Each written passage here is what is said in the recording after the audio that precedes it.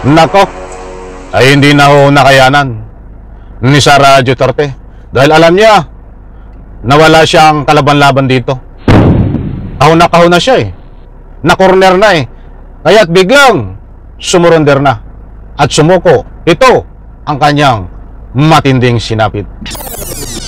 Alright, welcome back to my YouTube channel. I'm Andes Vlog.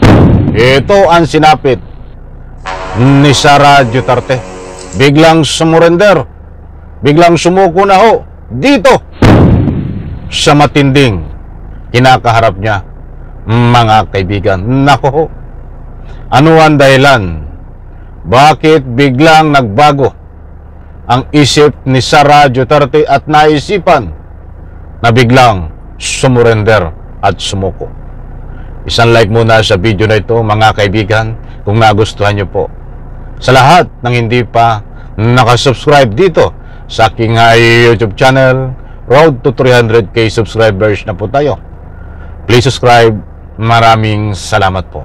Hindi naman po lingid sa inyong kalaman, mga mahal kong taga-subaybay, na patong-patong ang kinakaharap ngayon ni Sara Duterte na kaso.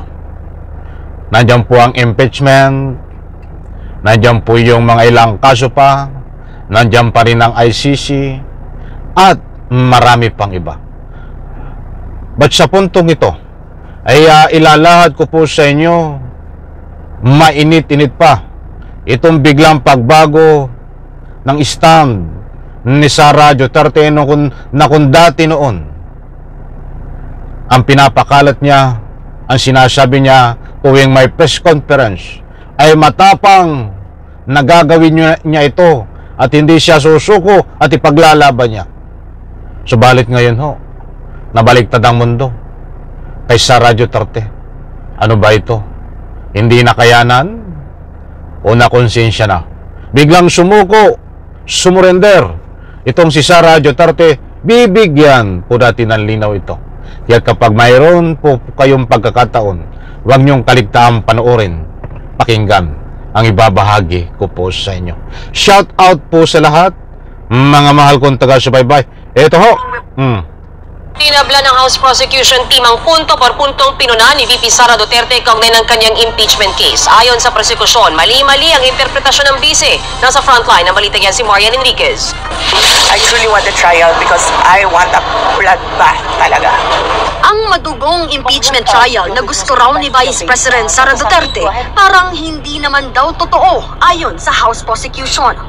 Ayan na mga kaibigan, bibigyan po natin ng linaw ito. Maliwanag naman po diyan sa ibinahagi ko sa inyo na ang sabi ni Sara Duterte noon na pinagyayabang ilang linggo na nakakaraan, I want bloodbath. Gusto daw niya ng madugong trial. Uma-acting pa nga siya eh. I want bloodbath. Kalukuhan mo. Dali na ito sa Mandaluyong. Ngayon ko pa ho sinasabi, mga mahal kong taga-subaybay, na ang mga sinasabi nito ni Sara Duterte, na 10 mga sinasabi lumalabas sa kanyang bunganga, 10 mga binibitawan niya ang pananalita, 12 ho ang mali, may isa ho walang tumama. Meaning, wala na hong kredibilidad. O isang uri ho ng pambubudol na hindi kinagat ng taong bayan ito. I want bloodbath. Kaya't mga kaibigan, ano ang reaksyon nyo dito? Ano po ang masasabi nyo kay Sara Duterte? Bakit biglang nagbago ang isip, mga mahal kong taga-subaybay? Ipapaliwanag ko po dito sa bandang gitna ng ating tinatalakay kung bakit biglang sumukot, sumurrender na itong si Sara Duterte, hindi na nakayanan. Ito pa, patapusin po muna natin ito. Di ba sabi niya, gusto niya ng trial. Vice President Sara Duterte parang hindi naman daw totoo ayon sa House Prosecution. Di ba sabi niya, gusto niya ng trial. She wants a bloodbath. Bubble bath eh. Hindi bloodbath, bubble bath. Ayon sa prosekusyon, malamya ang inihaing reply ng kampo ng bise sa impeachment court. Naghasik umano ng kasinungalingan si VP Sara at tila sinasadya raw na patagalin ang proseso ng paglilitis. Nako, hindi ka mahiya sa sarili mo. Mahiya ka naman sa iyong pagkatao, Sara Duterte. Isa kang vice presidente konturingan, ha? Konturingan ka lang dahil wala ka namang ginagawa para sa Republika ng Pilipinas, para sa taong bayan, ha? Oh. Ako rin nga dito, ito ay pinagtulong-tulungan. Kongreso, senador, pipira yung kanyang senador, ha? Taong bayan, pipira ang kanyang tagasunod, na itong si Sara Duterte ay nag-ahasik ng kasinungalingan. Grabing kasinungalingan mo yan. Sara Maupuset.